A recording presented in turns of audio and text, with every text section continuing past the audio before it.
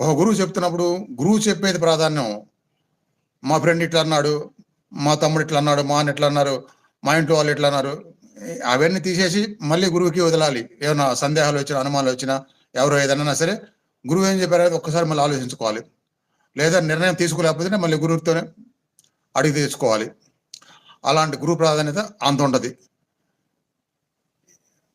ఇవాళ వచ్చిన పార్వతికి కళకు కూడా ఈ సంబంధం ఉంది మరలా. గురువు, సాధకులు, భక్తులు, అందులో ఉండే ఆనందము, అక్కడ దొరికే స్వాంతన, అక్కడ దొరికే రిలీఫు, ఇవన్నీ వచ్చినాయి తనకి. అంటే మామూలుగా వచ్చే కళలు వేరు. 2 నుంచి 3 గంటలు నాన్ స్టాప్గా మధ్యలో మెలకువని వచ్చి కూర్చొని మళ్ళీ పడుకుంటే మళ్ళీ అది రిపీట్ అవ్వటము. అదొక సందేశం అన్నమాట. ఇప్పుడు ఎందుకంటే గంట నాదం బాగా గుర్తుంది చెవులో, ఇప్పటికీ గుర్తుంది. ఒకటి